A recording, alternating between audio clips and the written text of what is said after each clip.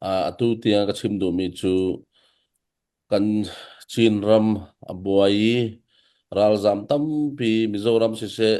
volei chung bum pi kan zami makaka si cha hin e kan donak chu Myanmar junta army khasi atu kan buai nak arakan zong arakan ni matupiram an kap na ka hin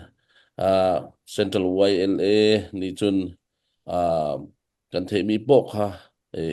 rian tuan aher mi kan tuan ve na in kan chin mi phun mi vial te eh, nan sina ka chim du mi chu ken ni zong hi pakhat bak kan si a hau asilowa chun eh, tu tu a hin vaw a harna kan nei eh,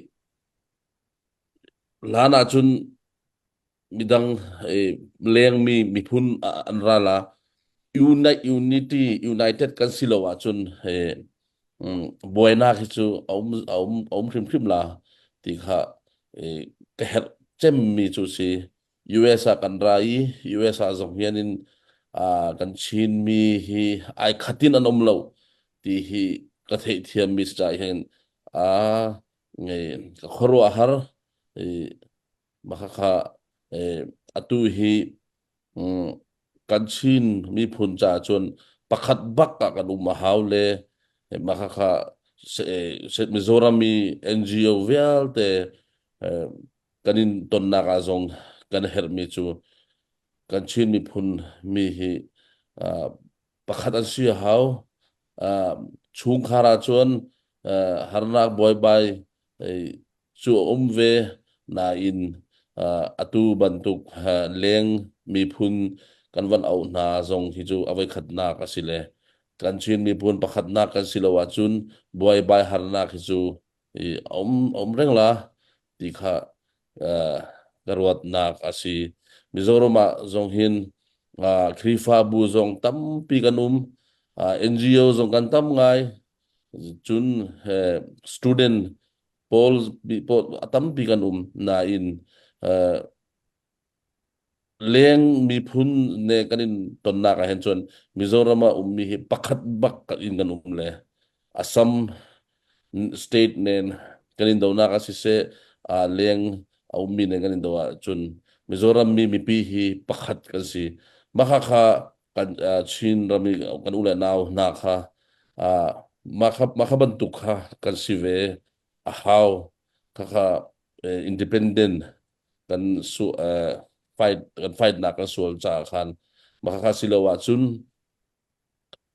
CBC conference azong kachim mi chu India ram chauza ni hin 1857 a khan independent and vansual na in atlam tlinglo arwang chu India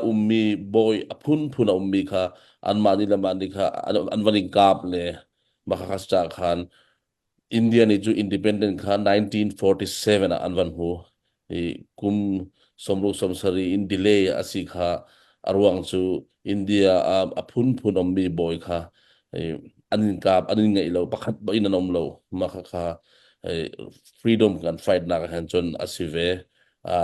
makha cha khan kan chin mi phun minung vial te kan kan theitu social atu warong platform kan bia thầy tu nan di lakin ka chim du mi chu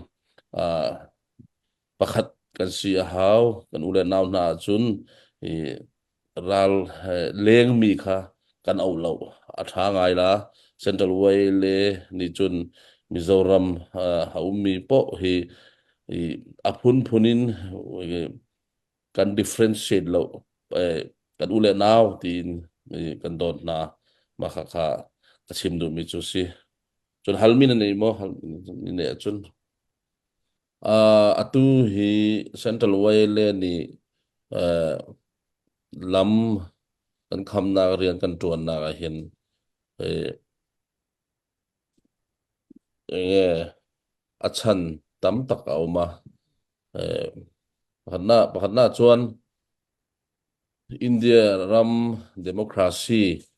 rama kan ni chuwang chuan democracy rama chuan constitution te dan le dun te uh, court te engkim omania tin boundary a hian ni du a lu chua thi arem lo rim chuwang chuan voinia po hian India ram sarkar hian in boundary hung te a soira ma se ke ni chuan in kan ule nau te ral tan le hatiang tura rongkal te ram rang awangin kan ti ral tan rongkal chu ral tan ke ma te po kan da voinia hian harakan lam sumdon an mamo te la turin Mizoram an ron lut thina amaro chu ral tan ang ron lut lovin khopui chunga te ron luta hei hi India ram dan kal ani wangin rem kan ti lova chuan petrol le diesel te po hi smuggling ani wangin tuna drugs te kan dawa diesel le petrol dan lawar hal hi ain ang reng ani chumi chu ni wang chuan Mizoram chim lampang district Pathum thu nei tu lunglei DCSO te longtlai DC te siaha DC te point diesel le petrol ram ria dan lawa hal hi warning an pe a petrol pump nei tu te le azotu te po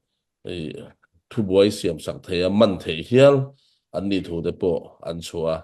chuwang chuanin keini central waile chuanin dan lo anga an du mi an chatur hi sarkar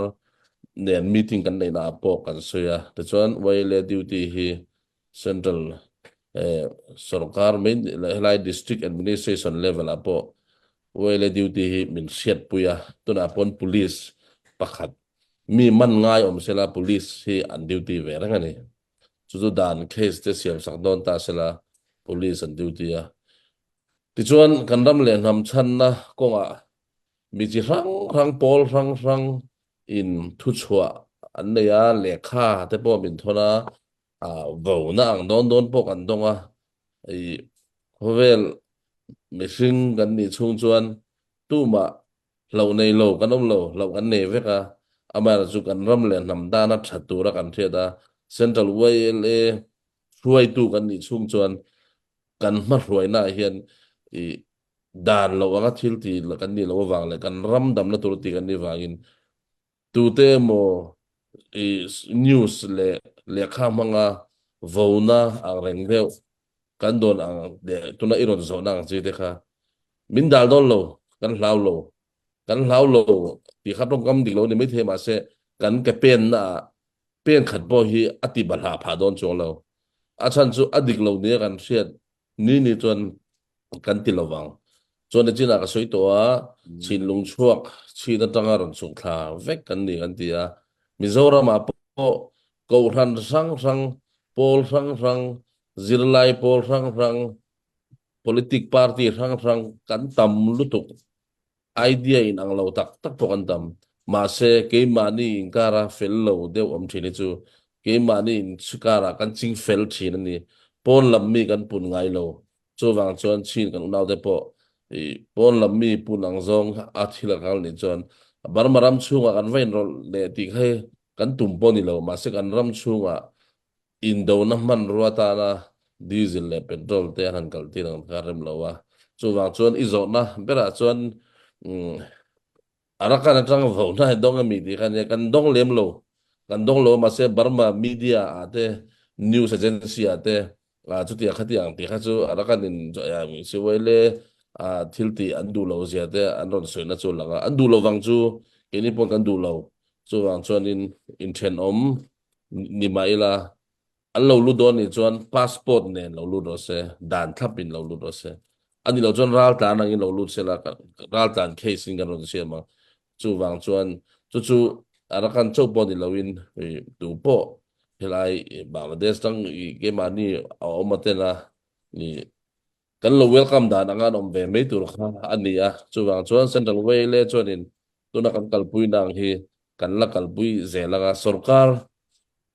central lamatang pressure te omta se ti te kha zona omin ka se a ni India ram sarkar hian in project rang la ya chung jing a chuan simlama kaladan multi model transit project te po ma arakan area lama te po kalakan silom mase India ram project rang hi akhwale tui citizen te tana himlo khop project ani chon ati don lo India ram hian akhwale tui te an himna sacrifice ang zong he chonin akal tlang pu don lo chu rin tu ni chuan chuanin border om khwale tui te kan himlo ni kan ti chuan India ram sarkaran ati don lo chan chu democracy India ram hi chon integrity du ania chuwang chuanin India ram chunga hian helpol thar siam le hi adu lo hrim chu ania khabi chung chang kha chon lo thon turom lo wa mara chu kan ma huna kan soi ho zelanga central way le ang hi chuanin dik lo taka thil kan ti kan en thelo chuan chon danang thlapin sarkar order om thlapin kan ti a smuggling le thil kan du lo wa chuwang chonin tuna kan thil ti bo hi Mizoram chung nge kan mi le sa te himna tur tan po ti kan ni rim thima bangin mi puite po in min thop se ti kan dua mi zong thop chu a thei big lo ba ro chu kan thil ti a he kan chian em bangin kan ti a tuna hian he chin kan unau te kan soi nun du chu chung gua in kara in ria thiam lo in hau chang te po om veang chu ta chuan pon lam mi midang hi pun lo tur ma ni kan jing felang chu tiang ani lo chuan helai Mizoram a pon nakin zela pon lam mi pun ching le khatiang kan chon a har don ani ti kha kan soi du chu ni a lai holin ma banduk te ka sim kho lo cha hianin ngai thiam na kha ro le ka sim mi kha mizo holin ka sim chu arwang chu afiang de won ka sim kho ma kha thei mi tam pinan kho tho le ma kha se cha hian central way le ni rian kan tuan na ka hian legally in kan tuan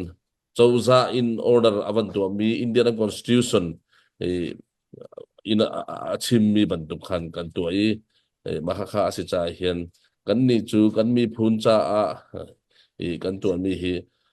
addict ti hi kan fiang le ma kha chi cha khan a object mi zong kha pol an la na in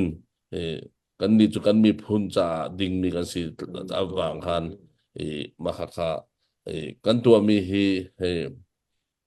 atu hi kan kan la tireng don ani ti kha ma kha si se ka chim du chu oh